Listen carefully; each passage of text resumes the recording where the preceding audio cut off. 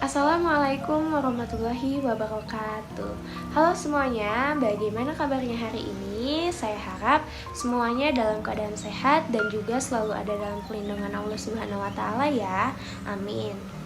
Oke, pada video kali ini kita akan membahas mengenai perubahan sosial budaya dan globalisasi di lingkungan masyarakat. Tentunya di sini saya tidak sendirian. Nah, saya ditemani oleh 3 rekan-rekan saya yang cantik-cantik. Ada Cantika, ada Irma, dan juga Alia. Nah, mereka semua ini akan menemani kalian belajar mengenai perubahan sosial budaya dan globalisasi di lingkungan masyarakat. Untuk itu, simak videonya dengan baik. Happy watching! Nah, yang pertama kita akan membahas mengenai pengertian perubahan sosial budaya. Menurut Kingsley Davis, dalam studi Ana Sukanto tahun 2014, beliau mengatakan bahwa perubahan sosial merupakan bagian dari perubahan kebudayaan. Nah, perubahan dalam kebudayaan ini mencakup hal-hal seperti kesenian, ilmu pengetahuan, teknologi, dan filsafat. Nah, menurut beliau ini, perubahan sosial sebagai perubahan pada sistem sosial, struktur, dan fungsi masyarakat. Perubahan sosial misalnya perubahan perilaku remaja, perubahan nilai dan norma dalam masyarakat, perubahan pada perempuan dan laki-laki, serta lain-lainnya. Nah, budaya dapat diartikan sebagai hasil cipta rasa karsa manusia. Hal-hal yang termasuk dalam perubahan budaya diantaranya adalah perubahan pada alat transportasi, alat komunikasi, serta perubahan pada bidang budaya lainnya. Nah, perubahan budaya ini dapat menyebabkan perubahan sosial dalam masyarakat atau bisa jadi dalam masyarakat terdapat perubahan sosial yang dapat menyebabkan terjadinya perubahan budaya. Namun yang harus diingat bahwa tidak semua perubahan budaya dapat menyebabkan perubahan sosial atau sebaliknya. Nah, teman-teman, sekarang kita sudah memasuki pembahasan mengenai bentuk-bentuk perubahan sosial budaya. Coba teman-teman perhatikan pada gambar berikut. Nah, gambar di atas ini merupakan contoh gambar perubahan sosial budaya cepat dan perubahan sosial budaya lambat. Nah, bentuk-bentuk perubahan sosial budaya yang pertama yaitu perubahan dilihat dari waktunya. Perubahan dilihat dari waktunya ini terbagi menjadi dua. Yang pertama, perubahan sosial lambat atau evolusi. Nah, perubahan sosial lambat dikenal juga dengan evolusi. Perubahan sosial lambat atau evolusi merupakan perubahan sosial yang memerlukan waktu lama dan diikuti oleh rentetan perubahan kecil yang terjadi secara lambat. Perubahan sosial pada masyarakat tradisional dapat dikategorikan mengalami perubahan lambat ini. Nah, dalam masyarakat tradisional, perubahan yang terjadi kecil dan cukup lama sehingga mereka seolah tampak tidak mengalami perubahan. Lalu yang kedua ada perubahan sosial cepat atau revolusi. Revolusi industri merupakan perubahan sosial budaya yang dapat dikategorikan dalam perubahan sosial cepat. Revolusi industri sebenarnya berlangsung cukup lama, yaitu pada tahun 1750 sampai 1850. Namun karena revolusi industri ini mengakibatkan perubahan secara besar-besaran dalam waktu 100 tahun, bukan menjadi waktu yang lama. Nah, untuk itulah revolusi industri tetap dikategorikan dalam perubahan sosial budaya cepat. Revolusi adalah perubahan sosial yang berlangsung dalam waktu yang cepat dan hal-hal mendasar terjadi dalam masyarakat ikut mengalami perubahan. Setelah adanya revolusi industri, terjadi perubahan pada sendi atau dasar dari kehidupan masyarakat, terutama pada lembaga kemasyarakatan. Revolusi industri mengubah pola hubungan antara buruh dan majikan, sistem kekeluargaan, dan sebagainya. Pada dasarnya, perubahan sosial budaya yang cepat atau revolusi dapat terjadi tanpa direncanakan atau direncanakan terlebih dahulu. Nah, bentuk-bentuk perubahan sosial yang kedua yaitu ada perubahan dilihat dari pengaruhnya. Jadi teman-teman, mari perhatikan gambar berikut. Apakah kalian dapat mengidentifikasi gambar tersebut masuk ke dalam perubahan yang besar atau perubahan yang pengaruhnya kecil? Nah, untuk mengetahui lebih lanjut, mari kita bahas di next slide. Nah, bentuk-bentuk perubahan sosial budaya yang kedua yaitu ada perubahan yang dilihat dari pengaruhnya. Perubahan yang dilihat dari pengaruhnya ini terbagi menjadi dua. Yang pertama yaitu perubahan yang pengaruhnya kecil. Perubahan yang pengaruhnya kecil merupakan perubahan yang tidak membawa perubahan pada unsur struktur sosial masyarakat. Nah, perubahan yang pengaruhnya kecil artinya adalah perubahan tersebut hanya dianut oleh sebagian kecil orang yang menyukainya saja sehingga perubahan ini tidak membawa pengaruh berarti bagi sebagian besar masyarakat. Contohnya adalah memotong rambut sesuai dengan gaya rambut tren yang terbaru, lalu memilih baju yang sesuai dengan model saat ini, dan lain-lainnya. Lalu yang kedua ada perubahan yang pengaruhnya besar. Nah, ketika memilih baju, kamu akan memilih yang sesuai dengan model saat ini. Nah, industrialisasi merupakan salah satu contoh dari bentuk perubahan ini. Industrialisasi membawa pengaruh besar terhadap berbagai bidang kehidupan di masyarakat. Industrialisasi merupakan proses perubahan sosial ekonomi yang mengubah sistem mata pencaharian masyarakat agraris menjadi masyarakat industri. Nah, coba teman-teman perhatikan gambar berikut. Apakah teman-teman dapat mengidentifikasi gambar tersebut masuk ke dalam perubahan apa ya? Yuk, mari kita baca. Nah, bentuk-bentuk perubahan sosial budaya yang terakhir yaitu ada perubahan dilihat dari perencanaannya. Perubahan yang dilihat dari perencanaan ini dibagi menjadi dua. Yang pertama yaitu perubahan yang direncanakan atau climate change. Nah, perubahan yang direncanakan atau climate change merupakan perubahan yang memang diinginkan dan dikehendaki oleh masyarakat atau pihak yang menginginkan perubahan. Pembangunan dapat dikatakan sebagai contoh perubahan sosial yang dikehendaki dan direncanakan. Salah satu contoh perubahan sosial yang dikehendaki dan direncanakan adalah pembangunan jalan. Nah, pembangunan jalan direncanakan oleh pihak-pihak yang merencanakan perubahan atau biasa disebut dengan agents of change. Lalu yang kedua ada perubahan yang tidak direncanakan atau unplanned change. Nah, perubahan sosial budaya yang tidak direncanakan ini adalah perubahan yang terjadi di luar jangkauan pengawasan masyarakat. Bencana alam seperti gunung meletus, gempa bumi, banjir, dan lainnya akan membawa perubahan bagi masyarakat yang mengalaminya. Nah, perubahan sosial budaya yang tidak direncanakan terkadang terjadi sebagai akibat perubahan yang direncanakan. Sebagai contoh, perubahan penggunaan traktor dalam teknologi pertanian merupakan sebuah perubahan yang direncanakan. Kemajuan dan penerapan teknologi tersebut menguntungkan petani karena menghemat tenaga, waktu, dan biaya. Namun di sisi lain menimbulkan dampak yang tidak direncanakan. Misalnya yaitu banyak buruh tani kehilangan pekerjaan karena tenaganya telah digantikan oleh mesin. Bentuk-bentuk globalisasi. Bentuk-bentuk globalisasi ini ada 5 teman-teman. Yang pertama, globalisasi dalam bidang budaya, lalu yang kedua, globalisasi dalam bidang komunikasi, lalu yang ketiga, globalisasi dalam bidang ekonomi, lalu yang keempat, globalisasi dalam bidang iptek, lalu yang terakhir yaitu yang kelima yaitu globalisasi dalam bidang transportasi. Nah, teman-teman, kita bahas yang pertama yaitu globalisasi dalam bidang budaya. Nah, adapun globalisasi erat kaitannya dengan perubahan dalam bidang sosial dan budaya. Nah, pada aspek sosial budaya, konsep globalisasi merujuk pada proses terintegrasinya gagasan, nilai, norma, perilaku, serta cara hidup sosial kemasyarakatannya. Kenapa seperti itu, teman-teman? Karena seiring berkembangnya waktu dan zaman, adanya teknologi membuat budaya bangsa lain dan bangsa kita bisa saja terpengaruh gitu atau tercampur karena memang masuk terhadap teknologi dan dapat diterima dengan baik gitu. Meskipun demikian, ada juga budaya yang negatif maupun positif sehingga kita juga tidak bisa menyerap semua budaya yang ada di luar dengan baik karena tentunya ada yang buruknya yang harus kita potong atau tidak kita ikuti. Nah, lalu yang selanjutnya yaitu ada globalisasi bidang komunikasi. Nah, teman-teman, kalau dulu mungkin orang tua kalian atau misalnya paman, bibi itu berkomunikasi dengan surat atau bertemu secara langsung. Nah, pada perkembangan zaman sekarang kita bisa berkomunikasi jarak jauh itu dengan mudah dan cepat, yaitu karena adanya perkembangan teknologi kita bisa menggunakan handphone, tablet, PC ataupun laptop dengan tersambung dengan internet, lalu menggunakan beberapa platform media gitu seperti adanya media sosial chatting dalam WhatsApp, Facebook, Twitter dan juga yang lainnya, sehingga memudahkan kita untuk berkomunikasi dengan orang-orang terkasih, dengan orang-orang yang kita kenal meskipun dalam jarak jauh gitu. Nah, lalu selanjutnya yang ketiga yaitu globalisasi dalam bidang ekonomi.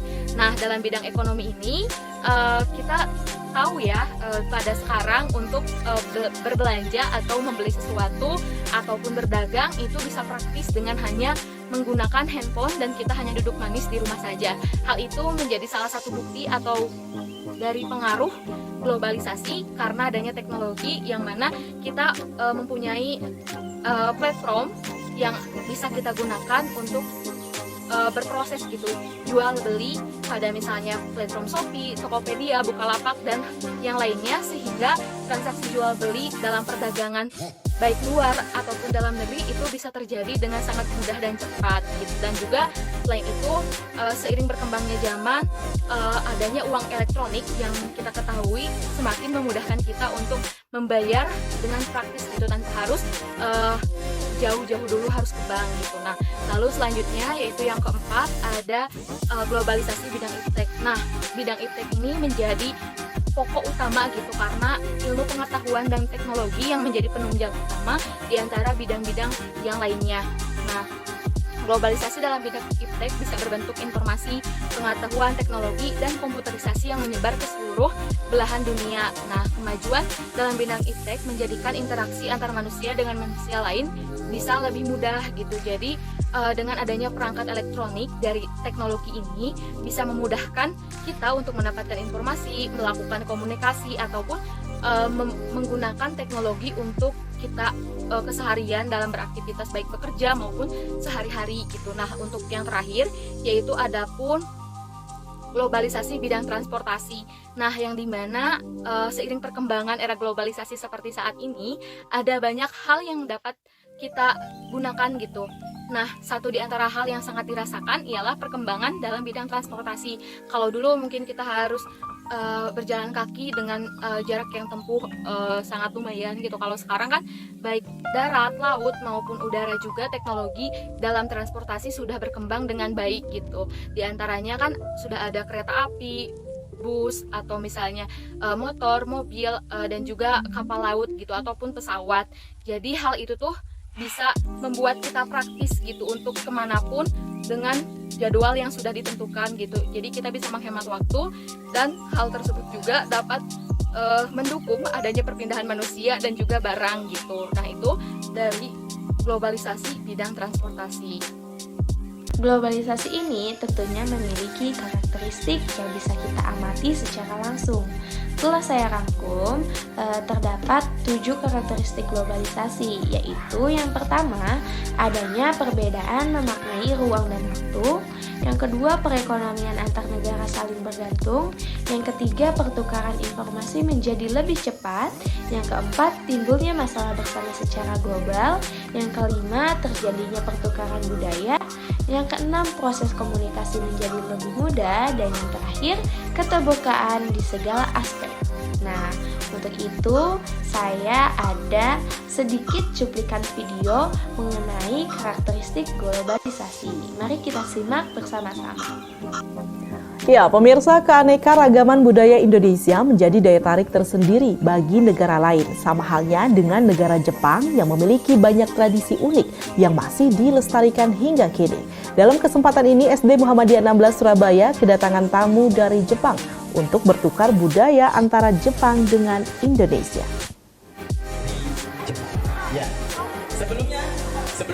SD Muhammadiyah 16 Surabaya menggelar tradisi minum teh dengan budaya Jepang pada Jumat 31 Januari 2020 lalu. Hal ini merupakan kegiatan pertukaran budaya antara Jepang dengan Indonesia. Sebanyak 6 orang perwakilan dari negara matahari terbit tampil di hadapan para guru dan murid SD kreatif ini. Dengan iringan musik gamelan dari budaya Indonesia, membuka kegiatan di sekolah yang beralamat di Jalan Barataraya Gang 1 nomor 11 Surabaya. Dengan tampilan memukau dari para pemain gamelan, menunjukkan pada sensei perwakilan Jepang akan keunikan dan keanekaragaman budaya di Indonesia. Tidak lupa sebagian siswa berpakaian adat Jawa dan juga memakai kimono yang mewakili masing-masing negara. Tradisi minum teh yang merupakan momen sakral menjadi tradisi turun-temurun di Jepang dan menjadi ritual yang harus dilakukan di musim tertentu. Seluruh siswa turut memperhatikan dan menyimak dengan seksama tata cara dan urutan tradisi minum teh di Jepang yang diperagakan, sehingga mereka dapat mengetahui bagaimana prosesi ritual minum teh ketika mereka datang ke Jepang kelak. Selanjutnya ada proses globalisasi. Nah, proses globalisasi ini sebenarnya sudah terjadi sangat lama sekali, terutama sejak abad ke-15 Masehi, saat bangsa Eropa melakukan penjelajahan besar-besaran dengan berlayar mengarungi samudra. Nah, kemudian mereka bertemu bangsa lain dan menaklukkan penaklukan atau penjajahan di wilayah yang mereka singgahi. Ketika itu, semua yang mengusung misi Gold Glory Gospel atau 3G merupakan salah satu bentuk globalisasi. Nah, pada perkembangan selanjutnya, Proses globalisasi terus mengalami kemajuan, khususnya di awal abad ke-20 yang menjadi titik awal berkembangnya teknologi komunikasi. Sarana komunikasi antar bangsa yang bisa dilakukan tanpa memerlukan kontak fisik ini menyebabkan proses globalisasi di seluruh dunia semakin cepat terjadi. Nah, di era sekarang proses globalisasi rasanya tidak bisa dibendung atau bahkan semakin cepat penyebarannya. Ini karena kemajuan teknologi hampir di semua bidang mendukung hal tersebut. Contoh kecilnya seperti terkoneksinya jaringan internet yang bisa dihubungkan orang dari dua kota berbeda hingga dari dua benua berbeda. Adapun kesimpulan perubahan sosial budaya. Menurut Kingsley Davis dalam Surjono Sukanto pada tahun 2014 mengatakan bahwa perubahan sosial merupakan bagian dari perubahan kebudayaan. Nah, ada 3 macam bentuk-bentuk perubahan sosial budaya, yaitu yang pertama, perubahan dapat dilihat dari waktunya. Nah, perubahan sosial lambat itu evolusi. Terus perubahan sosial cepat yaitu bisa disebut juga revolusi. Yang kedua, perubahan dapat dilihat dari pengaruhnya. Nah, perubahan yang pengaruhnya besar ataupun ada perubahan yang pengaruhnya juga kecil. Nah, yang ketiga yang terakhir yaitu perubahan dilihat dari perencanaannya.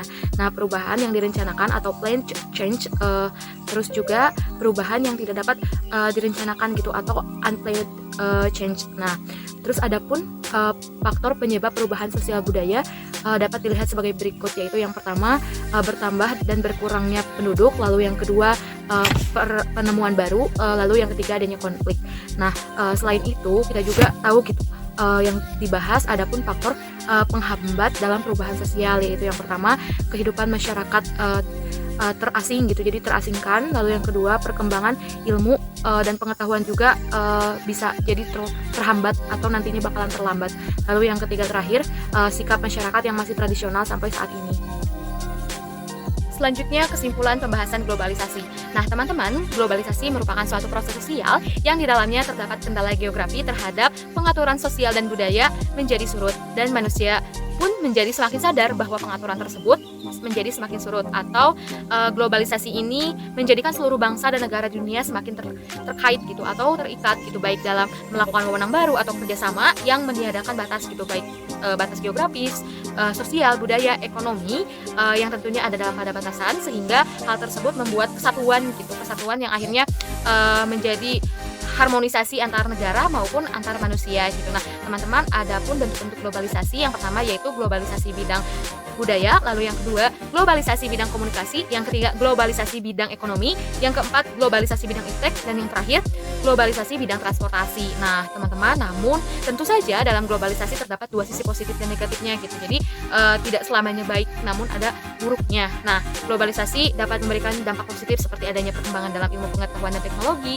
perekonomian suatu negara semakin meningkat, lalu komunikasi semakin cepat dan mudah, dan adanya perkembangan dari dunia pariwisata juga gitu. Nah, namun ada juga nih dampak negatifnya, yaitu bisa aja adanya pengaruh westernisasi gitu, lalu kesenjangan sosial ekonomi, adanya kriminalitas, lalu kenakalan remaja, dan adanya sifat individualisme yang tinggi gitu, dan juga banyak gitu yang lain-lainnya.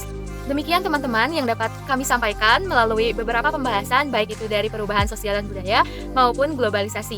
Kami harap teman-teman dapat mengambil manfaat dari apa yang kami sampaikan, baik itu yang positifnya tentunya dan buang yang negatifnya. Semoga pembelajaran atau pembahasan tadi dapat bermanfaat untuk materi-materi pembelajaran kalian di kelas maupun dalam kehidupan sehari-hari. Teman-teman, berkembangnya teknologi semakin pesat pada zaman saat ini dan juga mudahnya masuk globalisasi yang ada di kehidupan kita, kami harap teman-teman dapat memilah dan memilih mana yang menjadi positif dan menjadi negatif gitu. Jadi jangan sampai meskipun kalian sudah tahu akan teknologi dan juga kalian menikmati bagaimana adanya pengaruh globalisasi budaya luar, tapi tidak menyurutkan atau tidak menghilangkan rasa nasionalisme kalian terhadap budaya dari negara Indonesia kita ini yang tercinta. Dan juga adanya perkembangan yang cepat dalam teknologi seperti adanya handphone, PC, tablet, laptop, dan juga internet yang tentunya mendukung gitu akan adanya mudahnya masuk informasi. Kami harap teman-teman bisa menjadikan motivasi untuk semangat belajar dan juga tetap terus berusaha untuk meraih cita-cita kalian setinggi mungkin. Mohon maaf apabila dari perkataan dan perbuatan kami mungkin menyinggung kalian, tetapi insya Allah kami di sini sangat berniat baik untuk memberikan manfaat untuk kalian. Akhir kata, wabillahi taufiq wal hidayah. Wassalamualaikum warahmatullahi wabarakatuh.